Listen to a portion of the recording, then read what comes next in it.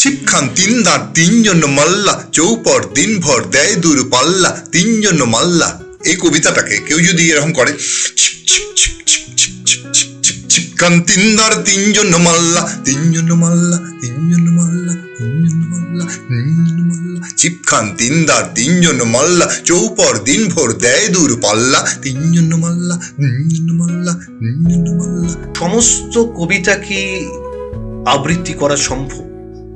আবৃত্তিটা কি, কেউ যদি এক কথায় জানতে চায় যে আবৃত্তি কি, তাহলে আবৃত্তি হচ্ছে বাচিক অভিনয়। একদম, মানে যে সংস্কৃতিকে সামনে রেখে তোমাদের এই যাত্রাটা শুরু হয়েছিল, এখন চোখের সামনে সবকিছু খুব দ্রুত বদলে যাচ্ছে। আমি নিজে সংস্কৃত হলে পরে সমাজ সংস্কৃত হয়, তো এই সংস্কার প্রক্রিয়াটা আমি বলছিলাম যে বিনোদন আর আনন্দ দুটোর পার্থক্য, এই দুটোর পার্থক্য। একটা ট্র্যাপড অবস্থায় পড়েছে যে আমি বিনোদন নিচ্ছি না আমি আনন্দ নিতে চাচ্ছি। আমি দেখতে পাচ্ছি যে বিনোদনই প্রধান হয়ে দাঁড়িয়েছে। সা থেকে সা পর্যন্ত যে স্বরগ্রাম আছে, এর ভেতরে গলাটা যেন আমার স্বচ্ছন্দে যাওয়া আসা করতে পারে। তার জন্য নির্দিষ্ট কিছু টেকনিক তো অবশ্যই আছে, সেগুলো চর্চা করতে হয় এবং হারমোনিয়াম ধরে করলে সবচেয়ে ভালো হয়। আচ্ছা, হারমোনিয়াম ধরে যদি করা যায় তাহলে পরে আমাদের মানে এটা ভালো হয়।